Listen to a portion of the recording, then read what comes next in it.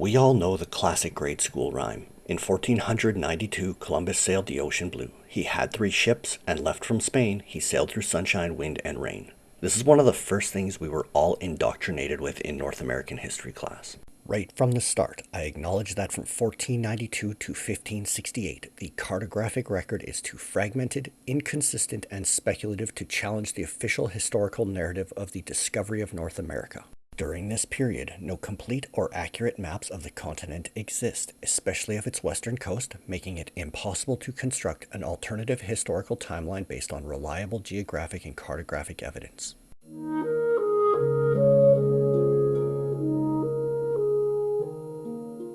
However, beginning in 1569 with Mercator's world map, a sudden leap in cartographic precision emerges. The entire coastline of North America is clearly defined, the separation between Russia and Alaska is acknowledged, and numerous Old World cities such as Norumbega, Chalaga, Axa, and Tontontec appear across multiple maps for the next 38 years. Additional features such as Arctic landmasses, an ice-free Greenland and Arctic, and the depiction of the Antarctic continent suggest access to highly advanced geographic knowledge. The documented location of the magnetic North Pole off the northwest coast of Canada further supports this. Across the next 5 videos, I will analyze a chronological composite of 76 maps produced between 1527 and 1780. This first video will discuss the first 2 ages, the next 3 videos will each focus on one of the following ages, and the final video will unite these findings into a cohesive narrative revealing the deeper pattern within the cartographic record. Thereby, I posit that the cartographic record itself preserves the shadow of a suppressed history, one that traces the initial rediscovery of the American continent and the deliberate erasure and gradual rewriting of pre-existing knowledge, systematically obscured from the official historical record. Between 1492 and 1568, the maps we have of North and South America are widely unreliable, fragmented, speculative, and filled with geographical inaccuracies. In these 2 maps, you can clearly see that the west and north coasts of North America have not been mapped. And here you can clearly see that the American continent and Asia have been merged. The fragmented and speculative nature is perfectly demonstrated in Mercator's 1538 world map. Despite being one of the most influential cartographers in history, if not the most, Mercator's rendering of the western and northern coasts of North America is left intentionally empty. This map does not show a complete continental outline. However, it does clearly show that North America is separate and distinct from Asia. In other words, cartographers had no clear idea what the continent actually looked like. Therefore, I rationally agree that maps created during this 76-year window, 1492 to 1568, cannot be relied on as definitive proof of a fully discovered or understood continent.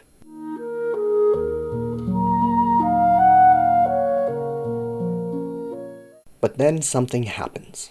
In 1569, Mercator releases his famous world map using a new cylindrical projection, a landmark cartographic achievement, and suddenly the narrative changes. This map is radically different, not just in projection, but in detail and confidence.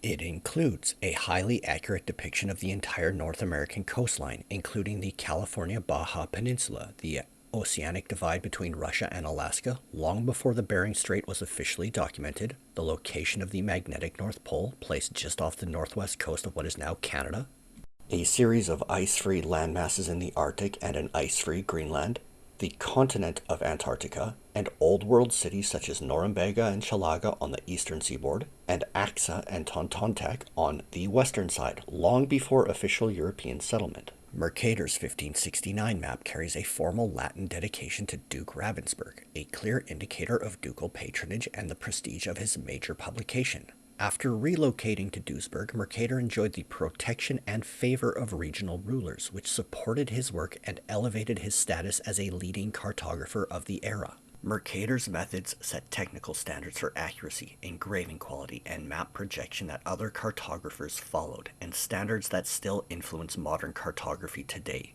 He ran a successful workshop producing maps and globes bought and used by merchants, sailors, and scholars, not simple vanity prints.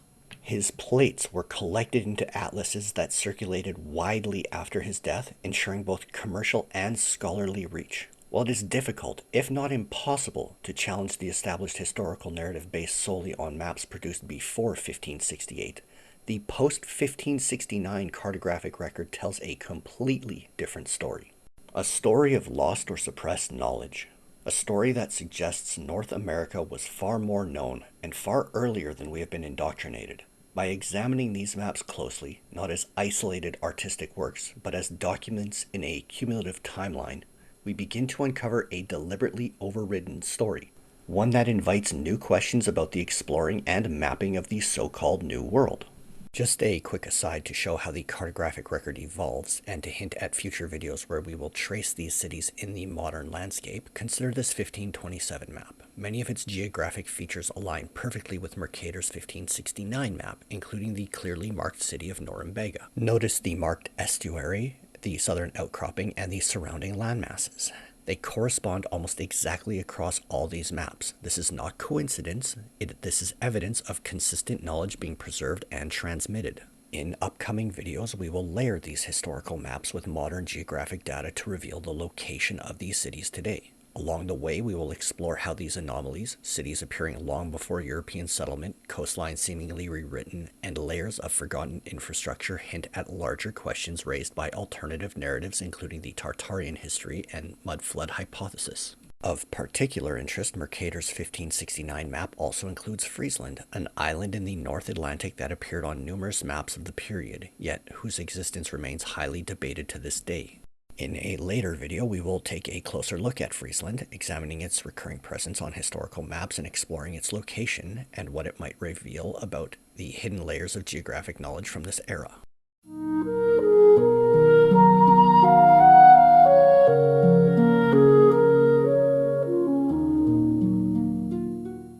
During my research into historical maps over the last 3 years, I stumbled upon repeating patterns and curious geographic anomalies. To investigate further, I began layering maps from 1527 to 1780 in chronological order.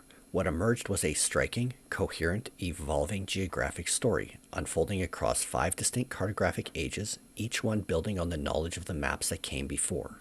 Cities such as Norumbega, Chalaga, Axa, and Tontontek are consistently marked, some for over 100 years, suggesting they were more than just mythical or speculative. Note Pagal, clearly marked inland just above the 60th parallel, demonstrating far more than just coastal exploration. Oceanic boundaries between continents, polar references, and detailed internal geographies point to a level of exploration and mapping precision that predates the official narrative. The continuity and repetition of these features across maps, produced decades apart by cartographers from diverse imperial powers and in entirely different languages, lends strong credibility to their accuracy.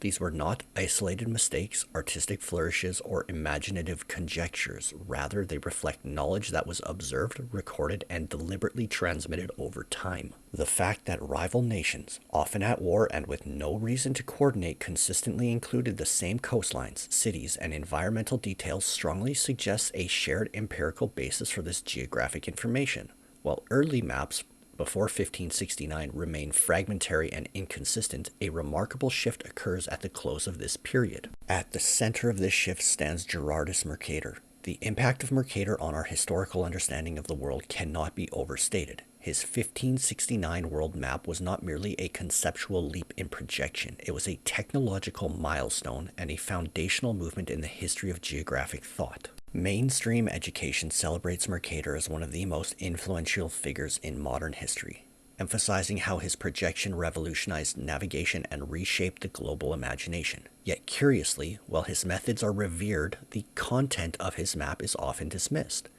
The same academic tradition that hails his genius for precision and innovation frequently disregards the geographic and environmental details he so painstakingly documented.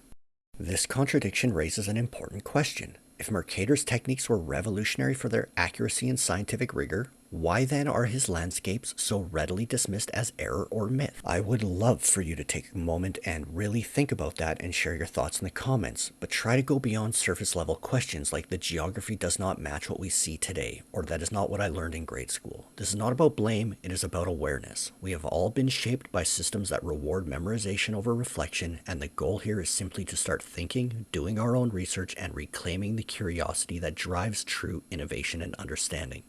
Do not just parrot the textbook that this satanic ghoul has bound you to. Challenge it. You're better than that. What is truly ironic is that we honor Mercator's brilliance as a cartographer, yet disregard the very details that he defined in his work. That contradiction becomes even harder to justify when we consider the world he lived in. His maps were not created in the safety of hindsight or the comfort of academic speculation. They were instruments of navigation, trade, and empire. To doubt his geographic intent is to completely misunderstand the environment in which he and his contemporaries worked. At a time when navigation was a matter of life and death, and when explorers were charting unknown and hostile waters, accuracy was not optional. It was essential for survival. And I say this with some experience. I had the pleasure of being a remote, multi-day assistant sea kayaking guide. When you are navigating open water with no landmarks and your charts are wrong, you do not just get lost, you die. Accuracy is not a luxury on the ocean, it is survival. Cartographers of the 16th century were not merely scholars or artists, they were craftsmen and printmakers, operating at the frontier of a new and extraordinarily expensive medium. Every engraving required specialized tools, costly copper plates, imported pigments, and above all, credibility. Their patrons were navigators, merchants, and monarchs, individuals whose lives, fortunes, and political ambitions depended on reliable geographic information. Mercator's 1569 world map in particular was sponsored by William the Rich, reflecting not only ducal support and prestige, but also the high expectations placed on the map's accuracy and utility. In such a high-stakes world, there was no room for speculative fiction. A map that led ships astray or misrepresented a coastline would bankrupt expeditions, cost lives, and invaluable financial support from nobles. The men who sailed by these maps were highly trained specialists, pilots, navigators, and captains whose expertise was earned through years of perilous experience. The loss of even a handful of such experienced sailors could cripple an expedition or set a nation's maritime ambitions back for years. A cartographer who consistently produced flawed or misleading maps would not simply be criticized, they and their family would be erased, their reputation and livelihood destroyed. This is what makes Mercator's 1569 map so significant. Only 3 decades earlier, in 1538, Mercator had explicitly stated he could not accurately depict North America and refused to speculate. By 1569, however, that restraint gives way to remarkable precision. The inclusion of a clear American coastline, Old World cities, a distinct separation between Russia and Alaska, the magnetic North Pole, vast ice-free polar regions, including Greenland, Arctic archipelagos, and even Antarctica, are not decorative flourishes. They represent real data. In an era when survival at sea depended on accurate bearings and trustworthy sources, Mercator's decision to commit these details to print implies access to credible reports, precise measurements, or inherited knowledge that warranted inclusion. What he presents, then, is not speculation but synthesis, a distillation of empirical observation, mariner accounts, and records now lost. When Mercator or his successors returned to these same geographies in later maps, their persistence across editions suggests intent, not error. They were documenting a world in flux where coastlines, climates, and ice coverage were changing within human memory. And let us be clear, countries did not just send out a single expedition, have a map drawn, and then tuck it away forever. Voyages were ongoing, often dispatched every few years, if not every decade, with crews, pilots, and navigators continually reporting updated observations. The idea that cartographers relied on a single snapshot in time and then magically produced maps decades later without fresh data is simply laughable. Mercator and his contemporaries were consistently working with new intelligence, refining, correcting, and synthesizing reports, a cumulative, iterative process, not a one-off guess. As we will see later, certain maps even include ship routes, and often clearly state the date landforms were discovered, providing concrete evidence of when and how new geographic knowledge entered the record. And again, Mercator was not alone in this. The maps I am presenting in this video alone, from 1569 to 1624, come from Flemish, the Holy Roman Empire, Italian, Dutch, English, and even Japanese sources. These were not allies, they were imperial rivals, often at war and certainly not sharing information. In fact, having an accurate map was a strategic asset, a tool for naval dominance, territorial control, and the extraction of wealth from newly discovered lands. Now, some critics will argue these maps are just composites. They're built from older maps layered on top of each other, so what you're seeing is not really new information, it's just recycled and inaccurate data. But let's be perfectly clear, this objection misunderstands both the process by which maps are created and the significance of the patterns they reveal. First, yes, maps drew upon earlier sources, but that is precisely how knowledge accumulates. Even if a map is based on prior charts, the persistence of highly specific geographic features, coastlines, old world cities, and precise locations, polar details across multiple independently produced maps is far from trivial. In fact, the very act of repeatedly preserving and transmitting these features, often across rival empires, languages, and decades of political conflict, underscores their authenticity and importance. A composite map does not magically erase the empirical observations embedded within it. It amplifies the fact that these details were consistently known, verified, and intentionally included over time. Anyone who thinks this undermines the evidence is simply missing the point. Repeated accuracy across independent sources is exactly what makes the pattern undeniable. The fact that cartographers from rival empires working independently in different languages and with separate sources produced maps that align so closely in geography and environmental depiction suggests something far deeper than artistic convention. These recurring patterns, coastlines, city placements, and environmental details that appear across maps from different regions and eras were not speculative inventions. They reflect observations that were recorded and transmitted through a shared empirical tradition, one that modern history flippantly dismisses as error. Maps like these do more than suggest new ways of imagining the world. They preserve fragments of how the world was, a record of shifting climates, evolving coastlines, and environmental conditions that later centuries eager to impose uniformity quietly set aside. When viewed in sequence, a subtle, undeniable, and consistent pattern begins to emerge, a hidden cartographic timeline, a shadow that foreshadows the 5 distinct geographic ages that will be explored in detail in my videos. Our collective past has not merely been lost to time, it has been deliberately redrawn. Don't believe me yet? That's fine. Strap in for 3 years of autistic research, then question me. And the story does not end with Mercator's revolutionary 1569 world map. By the 1620s, the cartographic record enters a new and dramatic phase. Starting in 1626, a striking shift occurs, one that will dominate maps for the next 7 decades. 70 years. California, which had been clearly and intentionally depicted as part of the mainland for 57 years, since 1569, is suddenly redrawn as a massive island. While heavy glaciation covers much of the northwest quadrant of North America, including Alberta, Saskatchewan, and Manitoba in Canada, meanwhile, Washington State, Oregon, and British Columbia are completely submerged. This chapter, which I call the Age of Ice, begins with John Speed's 1626 map, a document that marks the onset of this curious and sudden cartographic revision. Between 1643 and 1700, remarkably, not a single map that I have discovered contests this new paradigm. California remains an island, the ice remains in place, and the old geographic narrative vanishes entirely. Why did this dramatic shift occur? As of this recording, October 25th, 2025, my suspicion is that these events were caused by isostatic depression, a process that happens when the Earth's crust sinks due to immense weight. This not only explains why certain regions were affected, but it is beautifully detailed on this 1635 map from Japan. Glaciation, stretching down through western and central Canada and the northwest coast of the United States, likely caused the land to sink under the weight of the ice. When the glaciers melted, the Great Melt, 1744 to 1776, the land slowly started to rise back up again. This is known as isostatic rebound. Simply put, isostatic depression is like pushing down on a sponge, and rebound is what happens when you stop pushing and the sponge slowly bounces back up. To piece this puzzle together, I actually went back to school. I'm taking geography courses to better understand the physical processes behind what these maps reveal. What began as a simple curiosity has evolved into something much larger. I intend to develop this video series into a master's thesis that formally examines these cartographic and geographical correlations. Historical and geological records point to a series of massive events. A powerful earthquake and volcanic eruption off the coast of Alaska in 1700, another eruption in British Columbia around 1740, and 2 major earthquakes off the coast of California in 1780. These were not isolated tremors. They physically reshaped the landscape, sending ripples across the continent and into the maps that documented them.